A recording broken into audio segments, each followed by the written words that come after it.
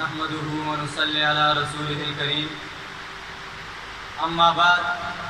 فاعوذ بالله من الشيطان الرجيم بسم الله الرحمن الرحيم انما يخشى الله من عباده العلماء صدق الله العظيم۔ وہ لوگ جنہوں نے خون دے کر گلشن کو رنگت بخشی ہے، وہ لوگ جنہوں نے خون دے کر گلشن کو رنگت بخشی ہے،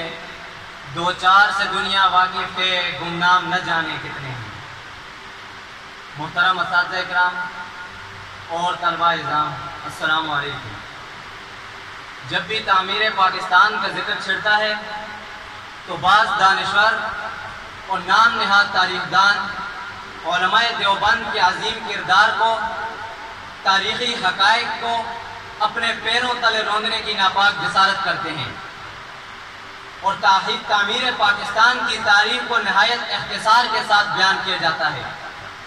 بعض افراد کو تعمیر پاکستان کا ہیرو ٹھہرایا جاتا ہے، حالانکہ تعمیر پاکستان کی تاریخ اتنی مختصر بھی نہیں بلکہ یہ 2 صدیوں پر مشتمل ہے۔ 17ویں صدی کے وسط میں جب انگریز نے بر صغیر میں قدم رکھا اور ایسٹ انڈیا کمپنی نام سے تجارتی مرکز بنا کر ہندوستان پر قبضہ کرنے کی کوشش کی تو سب سے پہلے محدث دہلوی شاہ ولی اللہ نے آواز بلند کی۔ پھر 1806 میں شاہ ولی اللہ نے فتوی ہجرت جاری کیا۔ 1831 میں شاہ اسماعیل شہید اور سید احمد شہید نے علم جہاد بلند کرتے ہوئے بالاکوٹ کی پہاڑیوں کو اپنے لہو سے سیراب کیا۔ 1857 کی جنگ آزادی میں علامہ قاسم نانوتوی اور علامہ رشید احمد گنگوئی دونوں حاجی امداد اللہ مہاجر مکی کی قیادت میں برسر پیکار نظر آئے۔ 1857 کی جنگ آزادی میں ناکامی کے بعد اسی جنگ آزادی کو ایک نئی ترتیب دیتے ہوئے مئی 1866 میں علامہ قاسم نانوتوی نے دارالعلوم دیوبند کی بنیاد رکھی اور یہیں کے پہلے شاگرد محمود حسن دیوبندی نے اپنے اکابر کے نقش قدم پر چلتے ہوئے 1878 میں اولاً ثمرۃ التربیت پھر اس کے بعد نظارت المعارف کی بنیاد رکھی اور یہ سلسلہ 1909 میں جمعیت انصار کی شکل اختیار کر گیا، پھر تاریخ ریشمی رومال کی صورت میں چلتا رہا۔ 1928 میں اشرف علی تھانوی نے نظریہ پاکستان پیش کیا،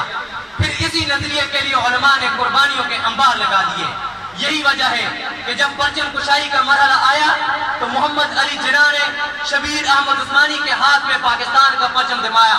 شبیر احمد عثمانی نے فضا میں آزاد پرچم لہراتے ہوئے دنیا کو یہ پیغام دیا کہ گلستان کو جب بھی ضرورت پڑی خون ہم نے دیا، گردنیں بھی کٹی، پھر بھی کہتے ہیں ہم سے یہ اہل چمن، یہ چمن ہے ہمارا تمہارا نہیں۔ معزز سامعین، 14 اگست 1947 کو پاکستان ایک آزاد مملکت کے طور پر دنیا کے نقشے پر تو ابھر گیا، لیکن آج تک اپنی نظریاتی اور جغرافیائی دونوں سرحدات کے اعتبار سے نامکمل ہے، اس لیے کہ جس نظام کے لیے 6 لاکھ علماء نے قربانیاں دی، آج اسی نظام کے لیے ملک کا چپا چپا ترس رہا ہے۔ احباب نظر و فکر، علماء کی یہ تاریخ ہماری پہچان ہے اور یہ صرف اس خطے تک محدود نہیں بلکہ پوری دنیا میں پھیلی ہوئی ہے۔ میں اور آپ بھی اسی تاریخ کا حصہ ہیں۔ ہمیں علماء کے رنگ میں رنگنا ہوگا، ان کا دست و بازو بننا ہوگا، اپنے بچوں کی سوچ کو ان کی طرح مبذول کرنا ہوگا، اس لیے کہ وہ قوم اپنی شناخت اور پہچان کھو نہیں سکتی جس قوم کے بچے اپنے اسلاف کی نظر سے دیکھنا، ان کے کانوں سے سننا اور ان کے دل و دماغ سے سوچنا جانتے ہوں۔ تو آئیے ان علماء پر اعتماد کرتے ہوئے ملک کو تعمیر اور ترقی کی جانب لے جانے کی کوشش کریں، کیونکہ انہی علماء کے ذریعے راستے پر چلنے کا احساس ملتا ہے اور انہی کے ذریعے ممکن ہے کہ ہم اپنے مقاصد میں کامیاب ہو سکیں۔ آخر میں اتنا پیغام دینا چاہوں گا کہ جذبہ سوز سے بے طرف کو بے قرار کرتے چلو، جذبہ سوز سے بے طرف کو بے قرار کرتے چلو، کو بکو روشن چراغ کارواں کرتے چلو، چھین لاؤ آسماں سے محروما کی عظمتیں اور ٹوٹے جھونپڑوں کو ذوفشاں کرتے چلو۔ وما علینا الا البلاغ۔